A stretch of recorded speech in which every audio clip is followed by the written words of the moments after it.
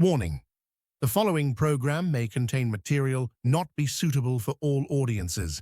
Listener discretion is advised.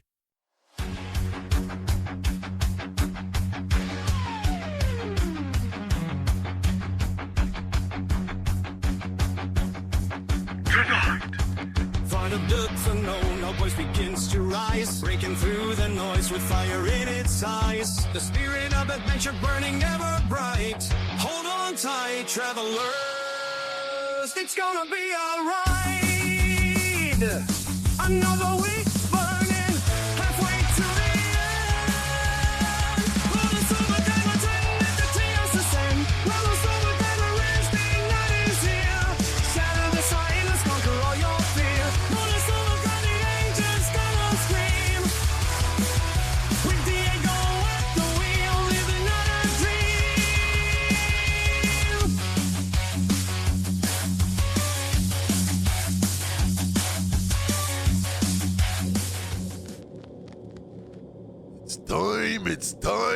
It's time to find out with Diego. Let's go. Ooh, yeah. On this episode of Bonus Overdrive Wednesday, with over 20 albums to his name, our guest is a prolific musician, writer, director, and filmmaker. His music has been featured in films like Lost Boys the Tribe, and he's currently filming his next feature, A Toy Maker. His new music video, Bad Dreams, is available now. All this plus more. Please welcome a new friend and first-time guest, Evan Allen. Evan, my friend, welcome to Bonus Overdrive Wednesday. Hey, how are you, Diego? I'm good, brother, and happy that you're here because this reminds me of the times where back in my day when I used to watch Headbangers Ball, and it was like a 2-hour show. At that time, it was 2 hours before it became 3 hours in the 90s. Every once in a while, you wait for the music videos of some of your favorite bands, but then they have that one band. It's like, oh my, what is this? And it's something so new and refreshing. You go out and just buy the album, buy the CD. Now we download or we stream, but Cybrid, man. So this is great stuff. As I was telling you earlier, it made it immediately into my gym mix, and it's a really good one. And I'll say that Rust Feeder, man, that song's just on. It's fire. It's pure fire. But we're gonna get into that here in a second. So let's dive into this, my friend. So what came first, the filmmaking or the music? Filmmaking, and followed shortly after by my first band, Yeah Whatever, up in Vancouver, Canada, actually. Yeah, I went to school for like filmmaking, and I always wanted to like incorporate them both together, so I got my music in movies and TV shows and stuff like that, and it ended up all happening over time, which is great. So but yeah, Whatever started a long time ago. I want to say 1995. It's been a long time. A long time. And I think the first album we put out for that was like 2003, and then another one in 2005 or 7. It's been so long. But that music way back then ended up in, like you said, Lost Boys the Tribe movie. That was a sequel to the amazing Lost Boys film. And then we ended up in some independent features, like Blood Brothers, Reign of Terror. What was that movie of the week called? There's a couple of movies of the week in there. I can't remember the name of them now. Rally Car Championship in Canada used all of our music from our first album in every episode for 2 seasons. Some of them took out the vocals or whatever, so that was kind of cool. The royalty checks used to be pretty good back in the day for that. And then there was a big gap for a while because, I was originally from Vancouver, ended up moving to Vegas, got my permanent residency through my mom. I had an onset injury for a movie I was working on, ripped my shoulder apart. So she's like, hey, head down to Vegas, go recover in my condo, and then you don't have to pay rent while you're recovering from surgery and stuff like that. So I was like, all right. And then I fell in love with the States, and I had become a permanent resident anyway. So I'm like, you know what? I'm just going to stay down here. It's amazing. I love it. And then in Vegas, I started a project with, old guitarist for Ghost Machine. And Ghost Machine was Ivan from Five Finger Death Punch's old band before Five Finger Death Punch became famous and everything. But they moved on before that. So I was working with John Stevens, a guitarist. So we did a little project. We just did an EP called Villain X. That's only got 5 songs on it and stuff. So that was a lot of fun. Put out a couple cheap music videos for that one, and just so you can still look up Villain X anywhere and find that little album. And then there was a big gap again. Didn't do anything with music for a long time. And then AI came around, and I started producing some music and then I called it Cybrid. And Cybrid, that name actually came from, I wrote a feature film called Cybrid Wasteland. It's like human animal cybrids. It's something we're going to film in the future. And then my entertainment company to make movies, I called Cybrid Entertainment. So it just made sense to call the band Cybrid, And, yes, it's AI, but if I wanted to go play it live, it's me singing. I can sing it all live. It's not an issue whatsoever, right? And then, I was able to produce like 20 albums the last 2 years because I had all this built up lyrics in my head from the gap between the last time, that we made music. And now I'm using, because I've been in film and television my whole life, it's expensive to make a music video and those kind of things. So now I'm using AI to produce music videos. I can self-distribute and get it all out there for everyone to hear. I can use the songs in my movies. I can now produce the soundtracks for my movies as well, which is amazing. So. Yeah, it kind of cuts down a lot of time in trying to find the artists and using permission from their label or them to put them in your soundtrack for your films. But 20 albums, man, that is a ton of albums in a short time. But the thing about your music is that each album kind of has different themes, and we have different stories going in there. And lyrically and musically, you can capture the whole thing, and it kind of makes sense. I was listening to your newest album today, and man, it packs a punch for real. How do you? Because I know we're talking about 20 albums. Every have a little different theme. We have sci-fi, we have fantasy, we have futuristic, we have circus, freak shows. What is it when you go into creating an album? How do you choose the theme and stick with that theme throughout the album? And then you have another album, something completely different. Yeah. I think that, because of all the film and TV shows I've done over my career and continue to make, there's a lot of inspiration for those. Like, we were just talking backstage about an album I have called Equilibrium, and it's basically inspired by the movie Equilibrium, which I absolutely love. Kind of the futuristic utopia and 1984 right? And then, the last one I just released, Cirque de Morte, which I do want to make into a movie now too, like the Circus Freak Show. I don't know. I think in the when I first started making them, there wasn't really a theme to them. They were just dark. But then as I kept going, I would get an idea, and I would just especially the last few, they've been very, very, themed. I don't know. I just I get an idea and I can't stop until I finish. So it's one of those things, right? It's like, I need about 3 more songs. I like to put at least, anywhere from 13 to 16 songs on a song to make it worth it, right? So sometimes I'm up till every hour in the morning until I finish. I don't know, and I just keep getting ideas and keep getting ideas, and I think there's something like 550 songs now, and I still have ideas and lyrics, and of course I write all the lyrics myself. But kind I of mean, a weird answer. no, it makes perfect sense because those who have, I like to call it when you get that mojo, you can't stop until the project's completed. I had a similar experience last night. Trying to write something. I stayed up very late. It's like, I'm not stopping until I finish writing this. So it kind of makes sense what you're saying, but let's go back a little bit. something we talked about earlier a few minutes ago, and because we kind of glossed over it, I'd like to know, how did your music wind up in Lost Boys Tribe? How did that happen? Lost Boys of Tribe. That one, um, we got a little bit lucky on that one. One of the wardrobe designer on that show, she was working with me on a TV show called Blood Ties. And we can talk about that show too, because we had our music in Blood Ties.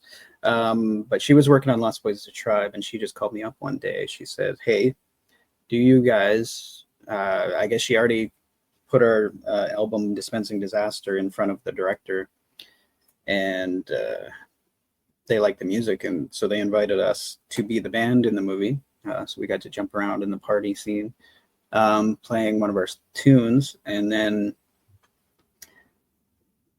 they ended up using that song that we were playing in the party, and 7 songs in the movie from our album. Wow. And then they put one of our songs on the alternative endings on the DVD. There's 2 versions of the alternative ending. They use the same song on both. And then they put us on the soundtrack with a song they didn't even use in the movie, which I thought was kind of weird. It was like a totally different song. Didn't end up in the movie, but it ended up on the soundtrack, right above Seether, which was like, that was awesome. And like Dave Gagne from Depeche Mode is on that album, and some other amazing albums, Airborne, I think, stuff like that. So that was a really cool thing. And then they ended up using 3 of our music videos in the special features on the DVD and all the box sets and all that kind of stuff. And then they put one of our music videos on Warner Brothers YouTube page. Yeah, they were awesome. And then they paid us for it all. So that was pretty cool. Oh no, that's definitely the best part, because there's sometimes that they'll use things like that, especially now in the days where streaming doesn't pay the artists as much as they deserve to be paid. So it's great that you were able to have your music on those soundtracks and get paid what you deserve. Yeah, and I mentioned Blood Ties too. That one I was the on-set props guy for a TV show called Blood Ties. And that one had it was like a detective teamed up with a vampire kind of show. We filmed a couple seasons of that. That was a lot of fun, but in that one, in our first meeting with the directors and everybody, I threw my disc across the table to the director, and he listened to it and he liked it. So he invited us to play a song in one of the opening scenes where the vampire meets a detective in a bar kind of thing. And we ended up playing for 7.5 minutes on screen. So they had to loop the song actually and make it twice as long. And so that was a lot of fun. They actually paid us quite well on that to be ourselves and jump around. And then we used the money they paid us to make a music video in the Blood Ties studio in one of the castle scenes, and for a song called Downfall. And the special effects guys made us this logo, whatever logo was like the New York Yankees logo, but it was a wide W. So it's like the New York Yankees logo cut in half and flipped over, and then it makes the YW logo. So he rigged it up with propane and fire, so it's all on fire. We had a lot of fun on that. Man, I wish the editor had edited it a little better, but it was still fun making that video. Yeah. So it's always been a dream just to incorporate music with movies, and I've been able to do that, and I continue to. And now, well, you went from, of course, being a musician to doing some scenes in other movies to now making your own movies, and you're currently starting to film, or your next feature, a toy maker. Well, now with that one, can you give us a sneak peek into what the film is about and the themes that you're exploring? Yeah, a toy maker is about an old toy maker and his crazy new apprentice, who end up turning this evil real estate mogul's goons into human marionettes. That's the best way to describe it.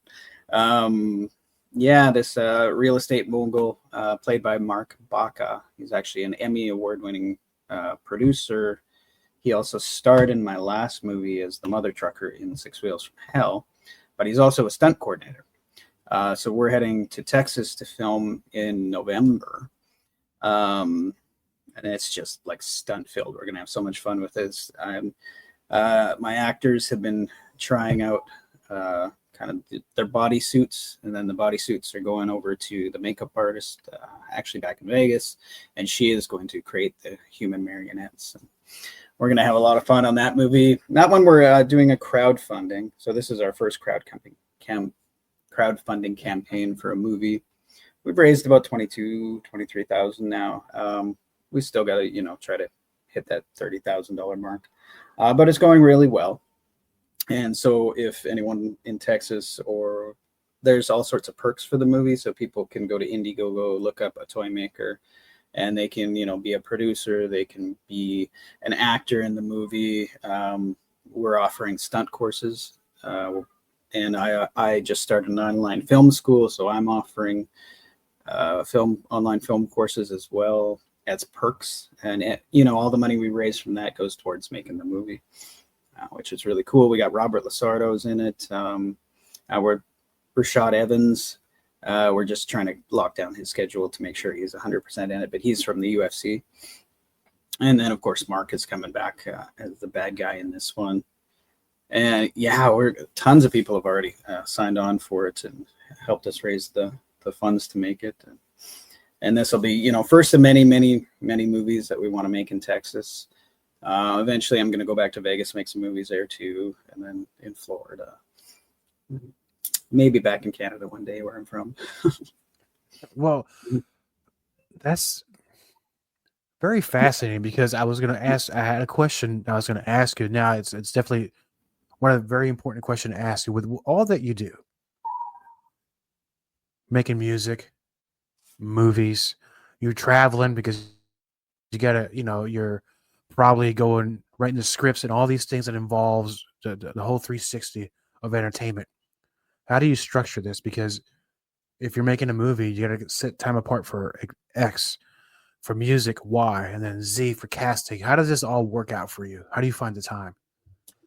Do I find the time? Well, I kind of make it. It's one of those things. I mean, sometimes you have to fill in the gap there. I mean, I used to own a film school in Canada too, so that used to take up a ton of my time. But I don't, COVID kind of destroyed that one, so that we had to walk away from that. Hence why I'm starting the online film school. But that was 5 years ago. So fill in the time I had to just, and I'm also a full-time father of my son. So it's just me and him. I've had to make money just driving for Lyft for a long time when I was living in Vegas. Now that we moved back to Florida, moved to Florida, I've never lived here before. I did Lyft for a while too, but now doing the crowdfunding, because it takes up so much time. It is a full-time job to do the crowdfunding. I do have to pay myself from the crowdfunding. It feels wrong doing it to pay yourself, but you do have to pay yourself because you need a stream of income. You got to pay the bills. You got to pay the rent while you're still doing it, right? Yep. And my time, the script, you have to do it, right? I mean, I do know some other crowdfunders who don't pay themselves from the crowdfunding, but they also came from money in the background, and their family has money and things like that too. But I have to support my family too. And, as I go, we'll raise more and more and more and more, and it'll get easier and easier and easier. But, I'm sure there's going to be times where I'm still going to have to go out there and go do Lyft for a little while. And eventually, once we release some of these movies, the Six Wheels from Hell, we got worldwide distribution and stuff. But, it was our first feature film, and usually it's predatory and they rip you off the first one. And I feel like that's what happened for distribution with our first one. You can watch it anywhere in the world, but we haven't made a dime off of it. Right? Oh. Yeah. So this next one, we're looking into self-distribution. There's Film Hub and Distributor and other places like that we're going to look into. So then we'll get real-time data, and Six Whales from Hell needs to recoup $30,000 before we see a cent. And if they're honest, we've made about $16,000 on it, right? But they're not sending every quarter like they should be, and blah, blah, blah, blah, blah. So, I don't trust a lot of distributors right now. So we're probably going to self-distribute this next one. It's the old checks in the mail trick they give you. Yeah, we send the checks in the mail, right? Yeah, and it all looked good, but we did our due diligence too, and it's still, I don't know, not very happy with them. But that's another thing too. Once a bunch of movies that we make are going, then residual checks will come in a little bit from here, a little bit from here, a little bit from here, which we can use to help fund the next movie as well. And then, it's tough, it's the musicians, and it's like a double-edged sword too, when you can self-distribute with your music, but you're only going to get paid, pennies for 1,000 streams, so it's tough for people, artistic people, to be artists and filmmakers, music, all that stuff, but we keep doing it. Yeah, it's interesting times that we're living in. I remember, I'm not in the industry, but I know people who've been in the industry, and bands and actors, filmmakers, where back in the day it was always the big movie houses that had the power. And I think the shift has changed a little bit, where now independent filmmakers can get their products out there, but I think they have a bigger challenge because they have to be creative with a lower budget. And kind of like with you, you kind of very well rounded because you also have your own music you create. So with a toy maker, do you already have some sort of a soundtrack ready for that? Do you have any ideas, or are you going to also get music from other bands too? How are you going to do that one? That's a good question. For a toy maker, I've already released 2 soundtracks for it under Cybrid, so they're available. And I might do a third one that features bands from all over the world. Six Wheels from Hell did do one. Unfortunately, I gave that to an old friend to release it, but then he was like, his company got taken over by Virgin Music, and the merger took forever. And then at one point, I just asked for it back. So now I have rights to it back. So now I can do something with it, but now it might be a little bit too late. I don't know. So I may release it, I may not. But the Six Wheels from Hell soundtrack has bands from Brazil, like Claustrophobia. It's got some good old Canadian bands like Showcore, Incura. These are bands that were pretty big in Canada, on the radio all the time, when I was growing up there. Don't think they made it outside Canada much, and then there was a couple American bands in there too. And then I threw some old whatever songs up there, but so I might release that one. I don't know. It's just been so long since the movie came out now that it's like, do I even bother? I don't know. Yeah. So. I mean, it might be a good thing, people to rediscover the movie. And true. Yeah, that is true. Yeah. You started talking about Canadian bands. One of my favorite Canadian metal bands out there, and you might have heard of them, Exciter. I love those guys. I've been listening to them since I was probably in 6th grade. And Black and Blue was another one that I liked, a little more on the hard rock style. But, how do you go to choosing the bands? Is it you listen to them somewhere, or you already know them and reach out to them? It's like, oh, these guys are great. I'd like to have them on my soundtrack. How do you do that? Yeah. Well, some of the Canadian bands in Canada that I put on there, whatever, my old band, we played together on stage, some shows, and I always, thought those bands really deserved to be heard. So we did that with some of the Canadian bands. Rebel Priest was another one. They're touring right now in like Japan and stuff like that, so they're doing okay. And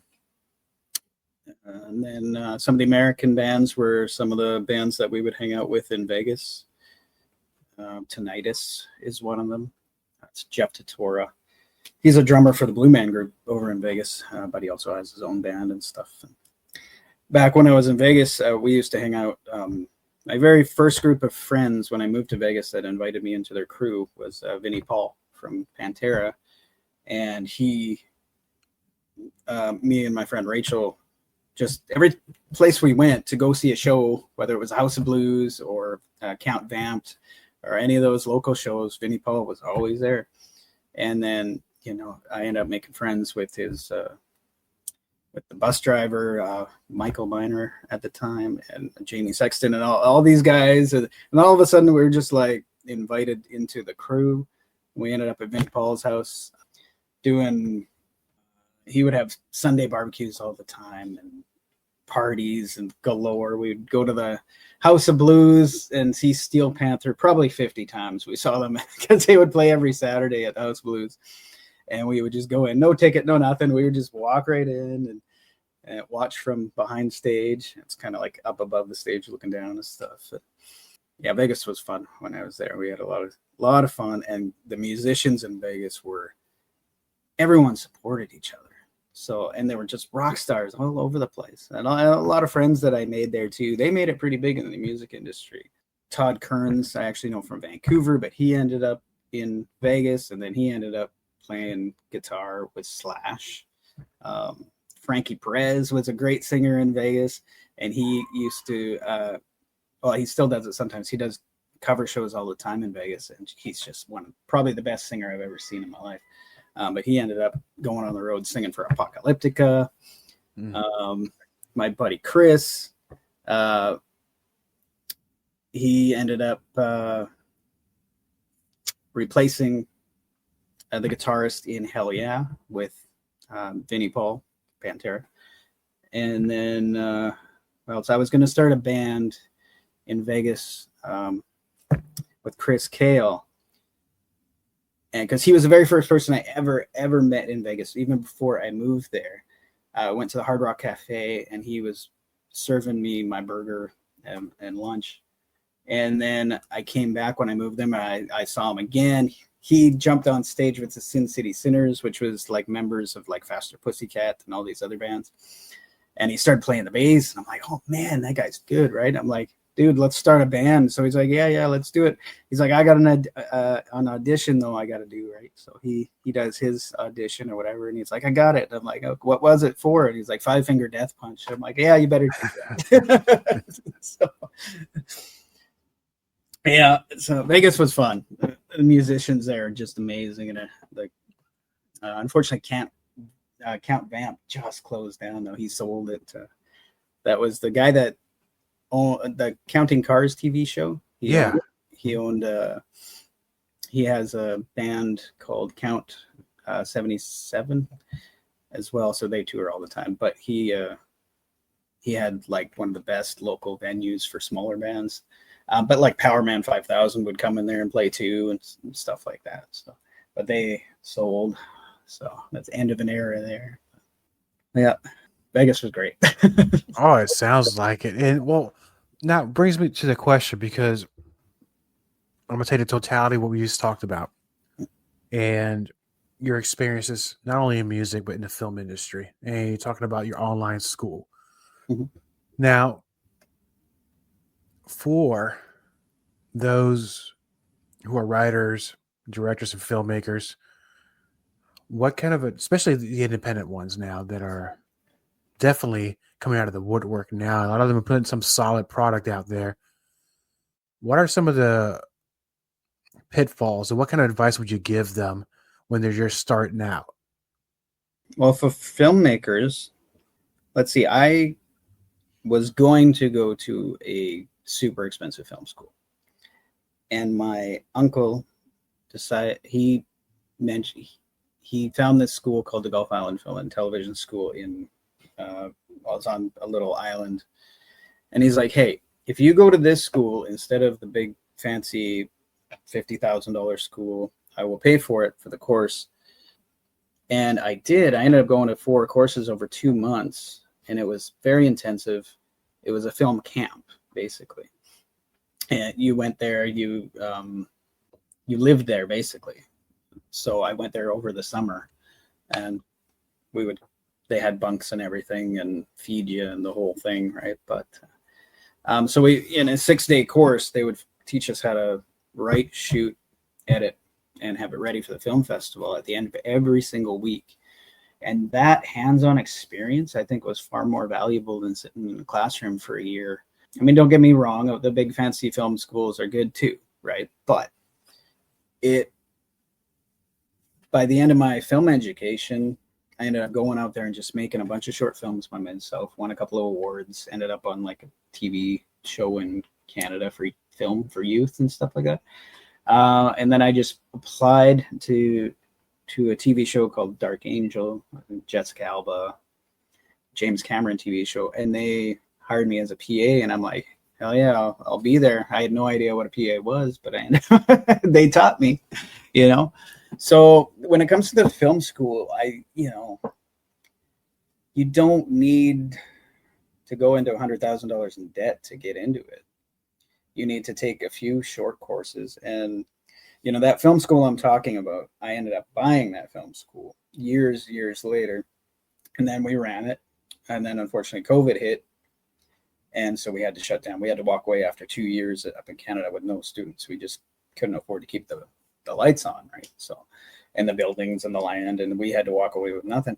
But so now a few years later, I'm like, you know what? I'm going to take those courses that taught me how to do that in a fast period of time and put those online with I'm calling it the Rock and Roll Film School, which if you go to school.com, but spelled with a K, SKOLL.com, and then just search Rock and Roll Film School.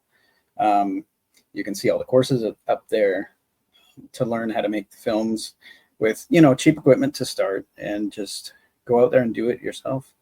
When you are going to make a feature film too, your first one, nobody's going to give you money to do it. You have to go out and do it. And that's what we did with Six Wheels from Hell. When the COVID hit, it took forever for me to get my PUA money because I was doing Lyft at the time, and Vegas shut down. It was closed, right? So we had the PUA checks that were coming in, but mine took so long for me to get mine that it was like a $7,500 check, the very first one, when I finally got mine. But I said, you know what? I'm going to go put this money towards something. And so, of course, I paid my rent, paid my bills. And then every week or two, whatever it was, we would get more money and from the PUA that kept us going for a while. So I would just keep adding that to the film budget. And, a few months later, we filmed a movie.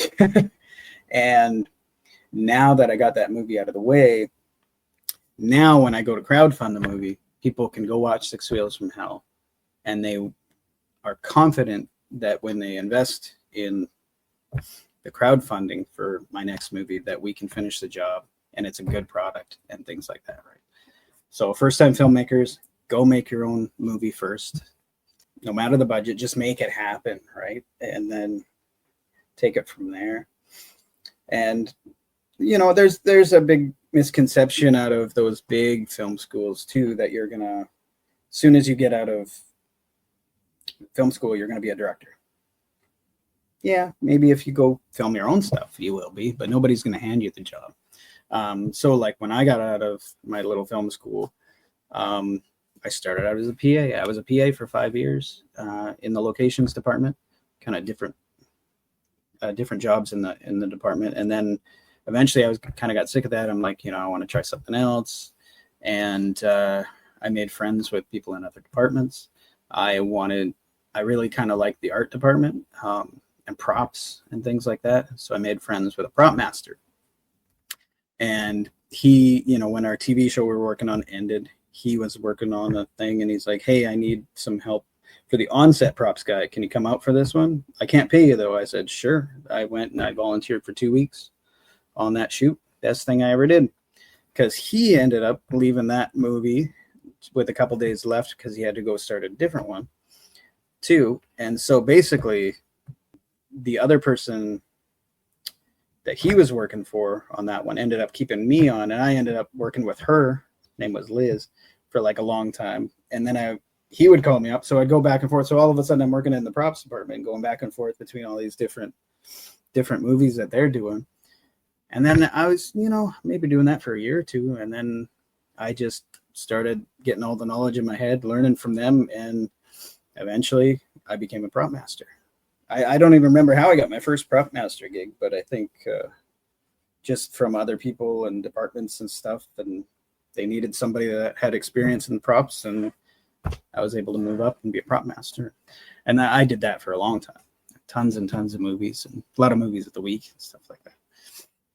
So, yeah, you just need to learn the basics of filmmaking and then get on set and learn from other people. You just go out there, pay your dues, and do all the jobs they give you, and network and learn. So let's say, I know that was great advice you gave, by the way, and now we come to the point where somebody's ready to shoot their movie. And, of course, sometimes budgets are limited. What would the bare bones minimum would you recommend they have in order for them to at least get something ready to go? It depends, but Six Wheels from Hell was $30,000 all in. It's like just under. It was like $29,000, something like that.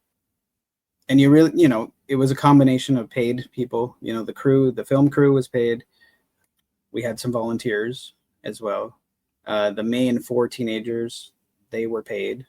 Mark volunteered for it. So yeah, it's a combination of making sure you're paying something. Make sure you feed them well. That's a big one. But it can depend too. Because we were filming up in a ghost town, we had to pay the location fees and things like that too. If you write a script that has limited characters, limited locations, if you can find places that have private property that they'll just let you film on, you're going to save some money. And we had a small film crew, and we don't really need a big film crew either, right? We had Dustin Robinson. He was our DOP and our cameraman, and he brought a lot around his sound guy, which was a one-man guy that could do both jobs. And sometimes it's a two-man job, but he had his recorder strapped on his chest as opposed to, they're off in the corner doing the recording things. And then he brought along a couple of people to help with the lights and everything and grip stuff. And we had limited equipment, limited camera stuff. So we didn't have any fancy, cranes or anything like that on the first one. But we made it work for $30,000. But, there's some people, Dustin Ferguson, I just donated a little bit to one of his movies, and he's only raising like $1,500 to shoot his feature films. They're not like, but you can tell it's a lower budget film when you're doing that low of a thing. But it's a good experience if you wanted to do something for a couple $1,000s. If you just have a couple actors and some volunteers, you can do it, right? But I like having like at least 30,000, and then as we go, I want to get 50,000, then I want to get 100,000. But even above 100,000, I don't know if I want to do it. I kind of like the smaller budget stuff, right? So. Yeah, I reckon it'd be more pressure. The more money people throw at you, if they say you have $1 million budget, you're gonna be like, I wouldn't say no, right? but yeah, but I don't know. I think with the smaller budgets, you have to be creative. You got to find people with a passion that want to do it. But I guess, if somebody did say $1 million, I would take it. And then, everybody would be paid. You wouldn't need volunteers, that kind of thing. But yeah, I'm just so used to doing it for super low budgets, right? That's okay. So, that's okay. You do the best you can with a limited budget, and the output is kind of like similar to when a band records a demo. They had the limited resources, but sometimes these demos, they catch fire. Oh yeah, and it's just from there on, it becomes a thing. Kind of like in my day, back a long time ago, when I used to do the fanzines, and you get the demos from these bands, and then you do a review. But then down the line, you're like, I know this. I know the name of this guy. I know this band. There they are. You see them on MTV, or you see them on tour with somebody else. So you never know the things that can happen. Miracles can happen anywhere at any time, my friend. Now we come to the part of the show, which one of my favorite parts of the show, at least, Rust Feeder. So we're going to get into Rust Feeder. We're going to play this song at the end of this episode. That song is super intense. It's the #1 track on my gym mix and probably on my drive-in one, but I don't know if I want to put it on my drive-in mix. I might get a speeding ticket. So as we close out the show, can you tell us about the inspiration behind the song and the music video? Yeah, Rust Feeder is kind of Mad Max inspired. A little bit like my movie Cybrid Wasteland that we'll eventually make. That one is Mad Max inspired as well. So it's kind of like that. Rust Feeder is basically, let them eat cake kind of mentality where they, all the people in charge, throw scraps to all the peasants, that kind of thing. That was the inspiration to that. Rust Feeder on Bonus Overdrive Wednesday, Cybrid, right now.